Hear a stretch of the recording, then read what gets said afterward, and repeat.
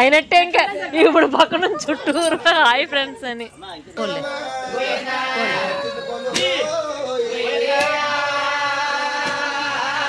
Hello అండి, welcome to my channel. Yes, thumbnail బట్టి మీకు మ్యాటర్ అర్థమైపోయి ఉంటుంది, వ్లాగ్ ఏంటో కూడా తెలిసి ఉంటుంది. మా ఇంట్లోని వెంకటేశ్వర స్వామి సేవ అయితే చేయించుకుంటున్నామండి. సో మేము ఖచ్చితంగా కన్ఫర్మ్ ఇయర్లీ వన్స్ లేదా 2 yearsకి వన్స్ అయినా ఖచ్చితంగా డెఫినెట్గా మా అమ్మమ్మ వాళ్ళ ఊర్లో మా అమ్మమ్మ వాళ్ళ ఇంట్లో అయితే చేయించుకుంటాం అన్నమాట. సో ఎంతమందికి సేవ గురించి తెలుసు, మీరు ఎప్పుడైనా చేయించుకున్నారా లేదా మీకు తెలిసిన వాళ్ళైనా నాకు కామెంట్ చేసి చేయండి. చాలామందికి ఈ పూజ కోసం తెలియదు మాట. ఈ వెంకటేశ్వర స్వామి సేవ అన్నది ఫుల్ నైట్ చేస్తారు అండి. అంటే నైట్ ఈవినింగ్ స్టార్ట్ చేస్తే నెక్స్ట్ డే మార్నింగ్కి, సండే మార్నింగ్కి కంప్లీట్ అవుతుంది అన్నమాట.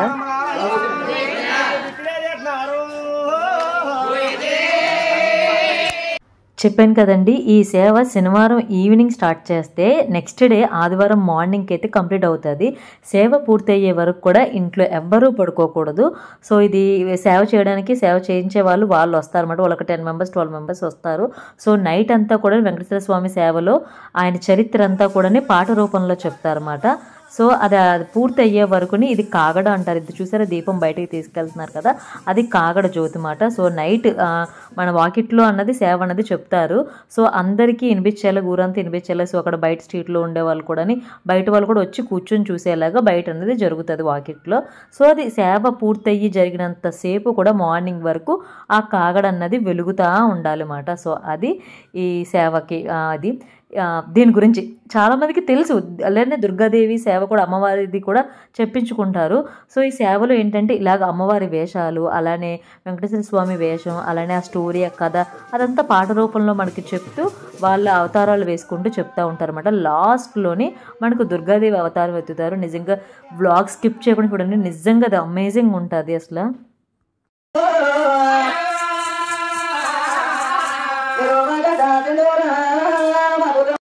ఈ సేవ మార్నింగ్కి పూర్తి అయిపోతుంది. అయిన తర్వాత మా ఇంటి అమ్మవారు సిద్ధం తల్లి పైడి తల్లికి అయితే మేకపోతుని వేస్తామండి, యాటను వేస్తాం అన్నమాట.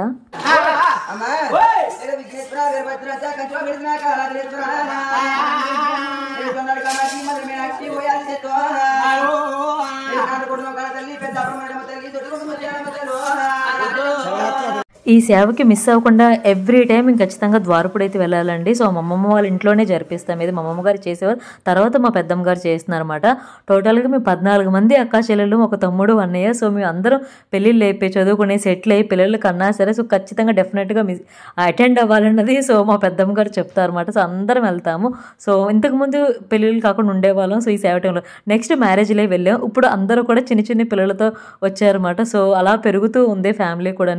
సో అక్కడ ఉండి చూసే వాళ్ళందరూ కూడా మంచిగా అందరూ వచ్చారు, ఇల్లు కలకల్లాడుతుంది అని చుట్టుపక్కల ఉండే వాళ్ళందరూ అంటారు. సో ఇదండి, ఇంకా అమ్మవారి అవతారం అయితే స్టార్ట్ అవుతుంది. సో ఇప్పుడే దుర్గాదేవి అవతారం ఎత్తారన్నమాట. సో ఆవిడ్ని బయటికి తీసుకొని వస్తున్నారు.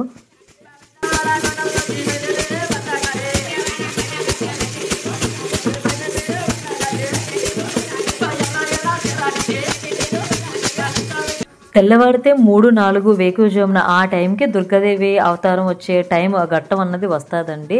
సో అమ్మవారు ఇలాగ అమ్మవారి అవతారం వేసుకొని వస్తారు. సో నెమ్మదిగా అలా వేస్తున్నప్పుడు వాళ్ళు పూంతుంది అని చెప్పేసి అమ్మవారు కూడా వస్తుంది అని చెప్పేసి చాలామంది నమ్ముతాం, మేము కూడా. సో ఎంతమంది మీరు నమ్ముతారు అన్నది నాకు కామెంట్ చేసి అయితే చెప్పండి. సో దుర్గాదేవి ఇలాగా అవతారం ఎత్తి వాళ్ళు డ్యాన్స్ అదంతా చేసి తర్వాత అమ్మవారి కథ స్టార్ట్ అవుతుంది అన్నమాట. ఇప్పుడు అంటే తమ్ముడు వెంకటేశ్వర స్వామి, దుర్గాదేవి అక్క తమ్ముళ్ళు అంటారు కదా. సో ఇప్పుడు అక్క కథ అన్నది స్టార్ట్ అవుతుంది.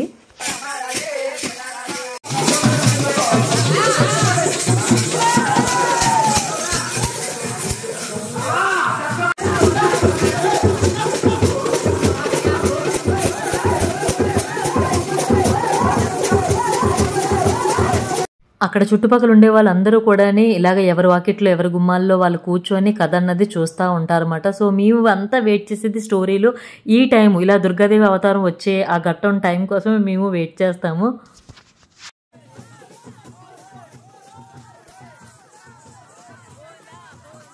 ఇక్కడ సగం కథ అయిన తర్వాత అమ్మవారిని మా ఇంటి ఇల్వెలుపు సత్యంతల పైడి తల్లి విగ్రహాలు ఉన్నాయి ఇంకో ఇంటి దగ్గర. సో అక్కడికి తీసుకెళ్ళి అక్కడ కూడా కాసేపు సంబరం అన్నది, సేవ అన్నది చేయిస్తాం అన్నమాట. చేసిన తర్వాత నెక్స్ట్ డే మార్నింగ్కి మాకు పోతుని ఏటనైతే వేస్తాము. సో బ్లాగ్ అయితే కంటిన్యూ అవుతుంది. నెక్స్ట్ ఈ పూజ గురించి ఎంతమందికి తెలుసు నాకు లైక్ చేసి కామెంట్ చేసి అయితే చెప్పండి.